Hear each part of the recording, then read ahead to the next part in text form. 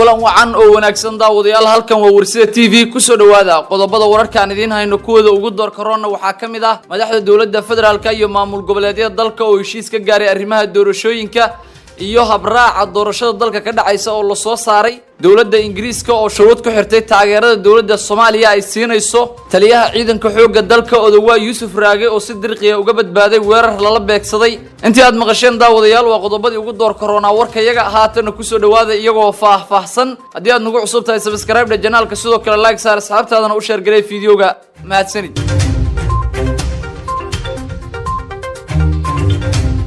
madaxda dawladda federaalka Soomaaliya iyo maamul goboleedyada dalka ayaa heshiis ka gaaray arrimaha doorashooyinka dalka waxaana la isla qaatay habraaca doorashada dalka ka dhacaysa madaxda dawladda federaalka Soomaaliya maamul goboleedyada dalka ayaa waxa ay magaalada Muqdisho ku qaateen shir saacado badan qaatay kaas oo looga hadlayay arrimaha doorashooyinka iyo sidii xal loogu heli lahaa xaaladda cakiran ee dhanka doorashada waxaana la isla qaatay qodobo muhiim u ahaa doorashada dalka ka dhacaysa iyadoo madaxda dawladdu ay isku raaceen qodobo la saxiixay oo ku saabsan heshiiska doorashada dalka ka dhacaysa ra'iisul wasaaraha xukuumadda federaalka Soomaaliya ee xilgaarsiinta Maxamed Xuseen Roble ayaa garwadeen ka ahaa shirarkii magaalada Muqdisho ka dhacay iyadoona si wanaagsan shirkaasi la tilmaamay inuu ku soo gabagaboobay isfahanna ay gaareen madaxda dawladda iyo dawlad goboleedyada ee magaalada Muqdisho ku shirayay waxyaabaha ugu muhiimsan ee heshiiska laga gaaray waxa kamid ahaa qodobadii ugu muhiimsanaa ee arrimaha doorashooyinka ee cakirnaa oo ay qayb ka ahayd arrinta gobolada waqooyi ee sida laga yeelayo xildhibaanada deegaan doorashadoodu ay tahay Somaliland waxa sidoo kale qodobadii ugu adkaa oo laga heshiiyay kamid ahaa arrintii gobolka Gado oo guddi loo saaray war murtiyeed ay isla qaateen oo la saxiixay isla markaana madaxda dawladda iyo dawlad goboleedyadu ay isla garteen ayaa isfahan weyn laga gaaray isla markaana waxa la tilmaamay wixii shucaac uu galo in dib ay uga xalin doonaan guddiga saxiixayaasha ah waxaana la isla gartay in la adkeeyo doorashada dalka ka dhacaysa iyadoona maamul goboleed kasta uu yeelan doono laba magaalo oo doorashadoodu ay ka dhacayso sidoo kale qodobada ugu muhiimsanaa ee heshiiska laga gaaray arrinta Somaliland ayaa qayb ka ahayd iyadoo gudoomiyaha aqalka sare Cabdi Xaashi Cabdilaahi si aad ah uu arrintan u diidanaa isla markaana lagu qanciyay waxaana arrinta Somaliland la tilmaamay in guddi gooni ay si xalin doonaan tabashooyinka ka jira isla markaana haatan isfahan weyn laga gaaray ra'iisul wasaare ku-xigeenka dalka Mahdi Maxamed Guleed Qadar iyo gudoomiyaha aqalka sare ayaa muranka ugu xoogan uu ka taagnaa iyadoona si weyn arrintan uu khilaaf xoogan uga taagnaa oo ku aadanaa in laba loo kala qaybsamay isla markaana laba kamid ah xubnaha guddiga markii hore la isla qaatay in min laba xubin loo kala qaato laakiin arrintaas waa ay socon diiday sidoo kalena waxa jirtay in la kala qaybsado in la keenay laakiin iyaduna ay socon weysay balse si hoose ayaa arrintan lagu xaliyay iyadoo ay ka qayb qaateen xalka gaarideeda xubnaha midowga musharaxiinta iyo sidoo kale xubna uu hogaaminayay ra'iisul wasaaraha xilgaarsiinta Maxamed Xuseen Roble waxaana la isla qaatay in hore loogu socdo arrimaha doorashooyinka dalka ka dhacaya sidoo kale waxa heshiis weyn laga gaaray arrimaha amniga doorashada dalka ka dhacaysa iyadoo la isla gartay in amniga doorashada ay sugi doonaan ciidamada AMISOM iyo kuwa booliiska Soomaaliyeed waxaana ciidamadaasi ay ilaalin doonaan isla markaana ilaalo xoog leh ay ka qaban doonaan goobaha ay ka dhacayso doorashadu sidoo kale waxyaabihii ugu muhiimsanaa ee heshiiska laga gaaray waxa kamid ahaa ergada soo xulanaysa xildhibaanada baarlamaanka Jamhuuriyadda Federaalka Soomaaliya kamid noqonaya iyadoona markaasi la tilmaamay in ergada ay iska kaashanayaan odayaasha dhaqanka iyo qaybaha kala duwan ee bulshada rayidka ah iyo maamul goboleedyada dalka sidoo kalena waxa si weyn loo adkeeyay in qoondada haweenku ay tahay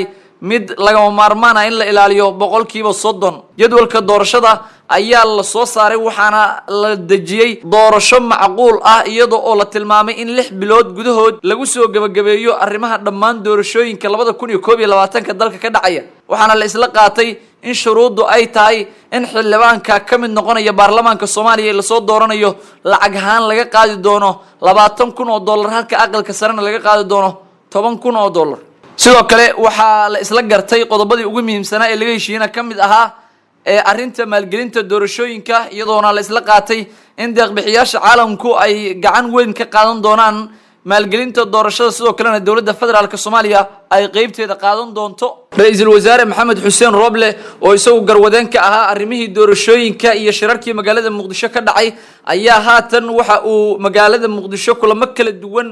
oo kula qaatay xubnaha iyagoo cabashooyinka qabay uu ku qanciyay in doorashada dalka hore loogu socdo iyadoo oona kulamadii ugu muhiimsanaa uu la qaatay gudoomiyaha aqalka sare kulan albaabadu ay xiran yihiin oo ay kala qayb qaateen xubnaha midowga musharaxiinta oo ugu horeeyeen madaxweynayaashii hore ee dalka Sheekh Shariif Sheekh Axmed iyo sidoo kale Xasan Sheekh Maxamuud iyo sidoo kale ra'iisul wasaarihii hore ee dalka Xasan Cali Khayre iyo xubno kale oo midowga musharaxiinta ah ayaana qayb ka qaatay in arinta doorashada cakiran ee dalka horey loo socodsiiyo waxa jirta dhaliilo dhowr ah oo la soo jeedinayo isla markaana in qanacsanaan aysan ka jirin qodobada qaar ee laga soo saaray shirka dawladda Ingiriiska ayaa Soomaaliya waxa ay taageeradeeda ku xirtay shuruud adag iyadoo ay magaalada Muqdisho ee caasimadda dalka uu ku sugan yahay safiirka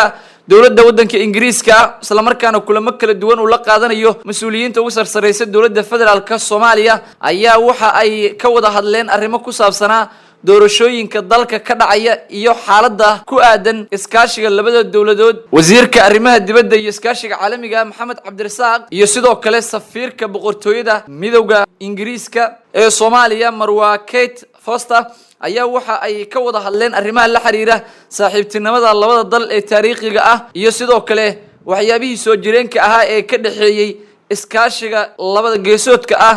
ee Soomaaliya iyo Ingiriiska iyo sidoo kale siyaasadda Soomaaliya iyo Ingiriiska sidii loo sii hormarin lahaa intii kulamadan lagu guda jiray ayaa sidoo kale waxa lagu lafaguray arrimo dhowr ah oo ku saabsan siyaasadda dalka iyo arrimo la xiriira amniga waxaana sidoo kale la isla soo hadal qaaday xaaladda gobolka iyo sidoo kale arrimo kale oo caalami ah oo labada dal ka dhaxeeya isla markaana danahoodu ay ku jiraan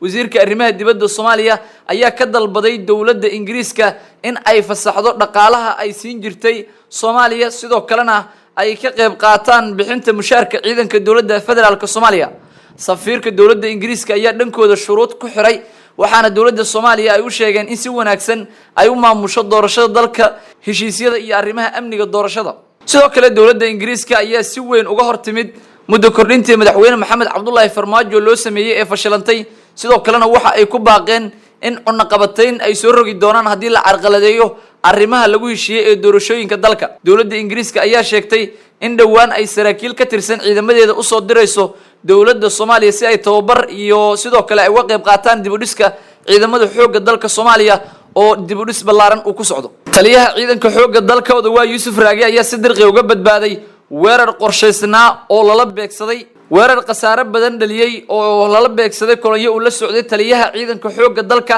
ayaa waxa uu ka dhacay deegaana ka tirsan gobolka Shabeellaha Dhexe weerarkan ayaa waxa uu yimid kadib markii xubno ka tirsan dagaalamayaasha Al-Shabaab saacadihii la soo dhaafay dagaal toos ah la beegsadeen saldhig ciidan oo ku sugnaa taliyaha ciidanka xoogga dalka Odawaa Yuusuf Raagi halkaas uu markaasi ku hoyday taliyuhu iyadoona goobta uu weerarku ka dhacay ay ahayd goob shalay toole qarax lagu la eegtay ciidamada dawladda uu la socday taliyaha ciidanka xoogga dalka sidoo kalena waxa jirta in goobtaasi horay ciidamada dawladda ay kala wareegeen dagaalamayaasha Al-Shabaab maalin ka hor iyadoona ay ahayd in taliyaha ciidanka xoogga dalka uu qayb ka ah howlgalladii ciidamadu ay kula wareegeen deegaankaasi qasaare kala gedisan oo isugu jira dhimasho iyo dhaawac ayaana ka dhashay weerarkan lala beegsaday xubnaha uu la socday taliyaha ciidanka xoogga dalka waxaana la tilmaamay in weerarkaasi lagu dilay askar ka tirsanaa ciidamada dawladda federaalka Soomaaliya oo tiradoodu ay badnayd Al-Shabaab ayaa sheegatay mas'uuliyadda weerarka lagu dilay ciidamada dawladda isla markaana lala beegsaday kolonyada uu la socday taliyaha ciidanka xoogga dalka oo si dirqiya la tilmaamay in weerarkaasi uga badbaaday Al-Shabaab wararka ay dhinaca internetka ku faafiyaan waxa ay ku sheegeen in weerar culus ay la beegsadeen kolonyo uu la socday taliyaha ciidanka xoogga dalka Odawaa Yuusuf Raagi isla markaana qasaare xoog leh ay ku gaarsiiyeen iyaga oo sheegay in weerarka uu ahaa mid toos ah oo ka dhacay inta u dhaxaysa degmooyinka Jowhar iyo Raagaceelle oo dhaca gobolka Shabeellaha Dhexe Al-Shabaab ayaa qasaaraha ka dhashay dagaalkan waxa ay ku sheegeen dhimashada ilaa iyo 4 askari oo ka tirsanaa ciidamada dawladda sidoo kalena 8 kale ayay sheegeen inay ku dhaawaceen iyagoo tilmaamay in Fariin uga baxsaday taliyaha ciidanka xoogga dalka Odawaa Yuusuf Raagi shalay ayay ahayd markii Al-Shabaab ay guul ka sheegteen weerar qaraxyo ah oo ay la beegsadeen ciidamada dawladda gaar ahaan kolonyo uu la socday taliyaha ciidanka xoogga dalka waxaana sidoo kale jirtay in Al-Shabaab ay sheegeen in weeraradii ugu dambeeyay ay la beegsadeen ciidamada xoogga dalka ay qasaare xoog la ku gaarsiiyeen isla markaana ay sii wadi doonaan waxaana ay sidoo kale sheegeen in taliyaha ciidanka xoogga dalka oo ka badbaaday ay doonayeen in weerarkan ay ku qaarajiyaan balse uu ka baxsaday weerarkan lagu qaaday taliyaha ciidanka xoogga dalka ayaa waxa uu imaanayaa xilli saacadihii la soo dhaafay gobolada shabeellooyinka ay dagaalamayaasha al-shabaab weeraro kala duwan ka fuliyeen kuwaas oo ay la beegsadeen fariisimo iyo saldhigyo ciidamada dawladdu ay ku lahaayeen gobolada shabeellooyinka waxaana jirta in al-shabaab ay sheegeen in khasaaraha ka dhashay dagaaladaasi ay ahaayeen kuwo ay burbur ugu geysteen saldhigyadii ciidamada dawladda isla markaana ay askar fara badan kaga dileen weeraradaasi guud ahaan daawadayaal warkeed kala socoteen warsida TV oo naga intaa nabadgeliyo.